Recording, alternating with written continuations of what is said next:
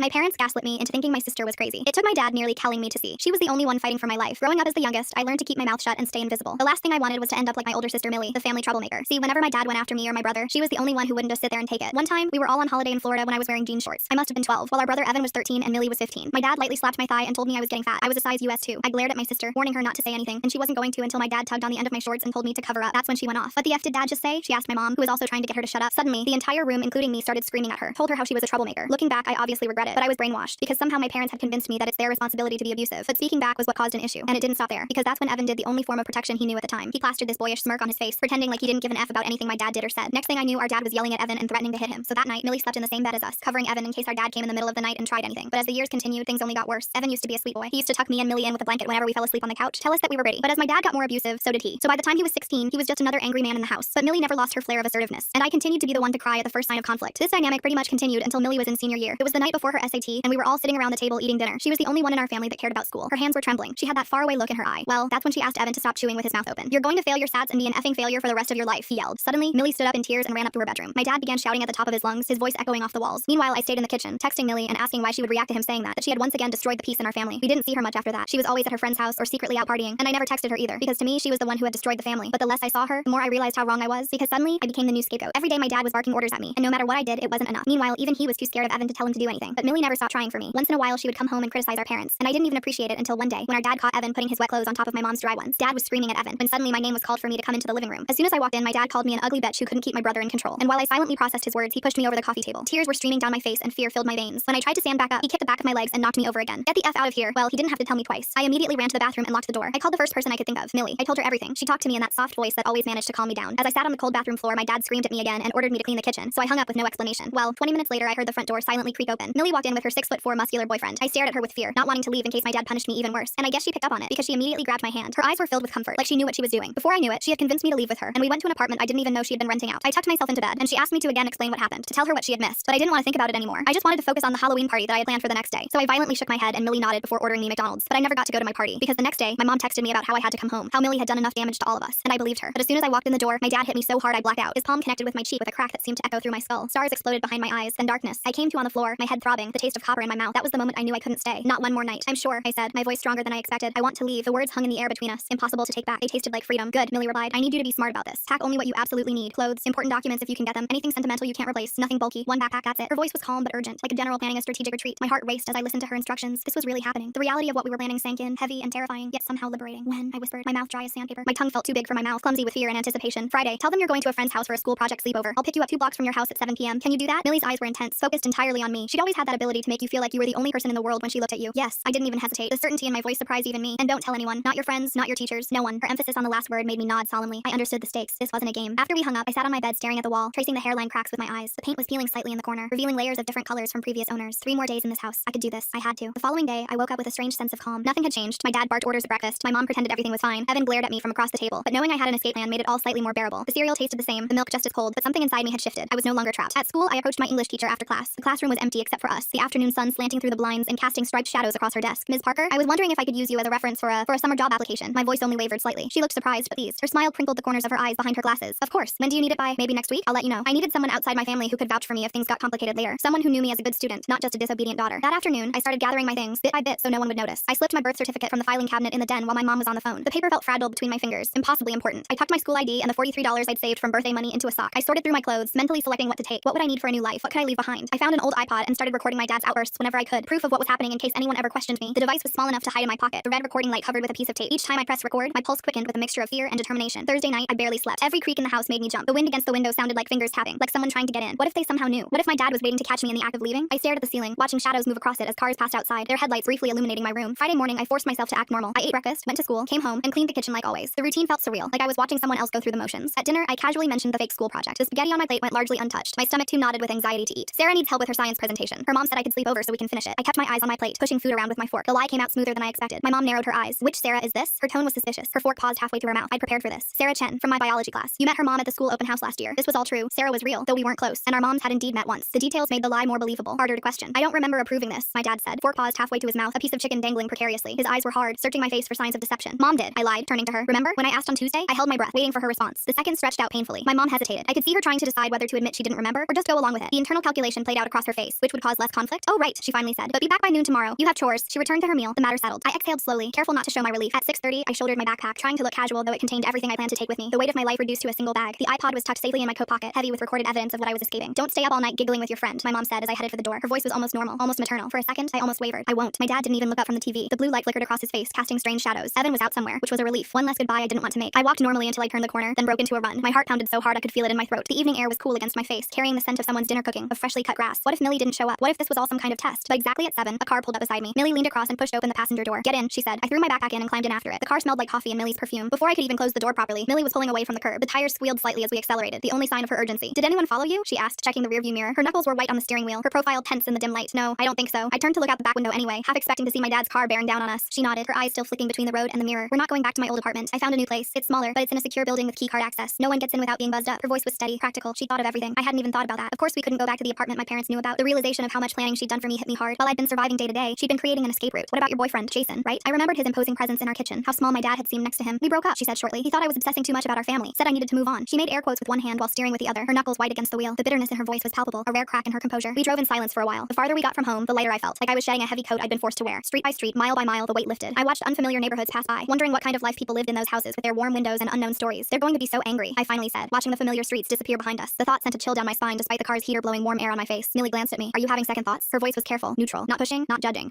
I know what's coming. The explosion, the blame, the guilt trips. I could already hear my mom's voice, see my dad's rage. She nodded grimly. Yeah, me too. The shared understanding passed between us, requiring no further explanation. We both knew exactly what they were capable of. The new apartment was on the 3rd floor of a building with a security door at the entrance. It was tiny, just one bedroom, a bathroom, and a combined kitchen living area, but it was clean and bright. The walls were a soft cream color, bare except for one small framed print of a beach scene. The furniture was minimal but functional. A couch, a coffee table, a small dining set. Nothing fancy, but nothing broken or stained either. You can have the bedroom, Millie said, dropping my backpack on the bed. I'll take the couch. The bed was neatly made with a blue comforter that looked new. No, I can't take your— I started to protest, but she cut me off with a wave of her hand. It's fine. I work late shifts anyway. We'll barely overlap. Her tone made it clear the matter wasn't up for discussion. I looked around the sparse room. There was a bed, a small dresser, and not much else, but it felt safer than any room I'd been in for years. No shouting on the other side of the wall, no footsteps to listen for, no holding my breath when a door opened. Thank you, I whispered. The words felt inadequate for what she'd done. Millie's face softened. You're my sister. I wasn't going to leave you there. She squeezed my shoulder once, then turned away, but not before I saw the shimmer of tears in her eyes. That night, I slept better than I had in months, maybe years. No listening for footsteps in the hall, no bracing for the next explosion, just quiet. The mattress was firmer than mine at home, the pillow fluffier. Outside, the occasional car passed, but the sound was distant, unthreatening. I drifted off to the gentle hum of the refrigerator and the soft sound of Millie typing on her laptop in the living room. The peace lasted exactly until 10:07 the next morning, when my phone exploded with texts from my mom. The buzzing woke me from a deep sleep, my heart instantly racing before I even read the messages. Where are you? Sarah's mom says you never showed up. Answer me right now. Your father is furious. I showed the messages to Millie, my hands shaking. The screen of my phone lit up with another incoming text, then another. They came so quickly the phone barely stopped vibrating. Turn off your phone, she said. We knew this was coming. Her calmness steadied me, reminded me that we had anticipated this. I hesitated, then typed one message. I'm safe. I'm not coming back. Then I powered off my phone and set it on the counter. The silence that followed felt both terrifying and liberating. What now? I asked. Sunlight streamed through the kitchen window, casting a warm rectangle on the linoleum floor. It was strange how normal everything looked when my entire life had just changed. Now we wait. They'll escalate before they back down. She was right. By that evening, we'd received 6 voicemails on Millie's phone. The first few were from my mom, alternating between threats and tearful pleas. Her voice went from angry to broken and back again. A familiar cycle I'd heard my whole life. The last one was from my dad. If you don't bring her home right now, you'll regret it, he growled. Both of you will. His voice sent a chill down my spine despite the warmth of the apartment. Some conditioned responses were hard to shake. Millie deleted them all without responding. Her finger pressed the delete button with a finality that felt like closing a door. The next day, Sunday, my phone pinged with a text from Evan. I turned it back on briefly to check messages. The notification made my stomach drop, but I forced myself to read it. Don't expect anything from us when he dies. Just that. No explanation of who he was or what he meant. The cryptic nature of it felt deliberately cruel, designed to make me imagine the worst. I showed it to Millie. He's trying to guilt you, she said. Dad probably put him up to it. You know how he's always making vague threats about his health when he wants attention. Remember when he told us his heart was giving out because Evan wanted to go to summer camp? Her voice was steady, but I noticed how she bit her lip after saying it, like she wasn't entirely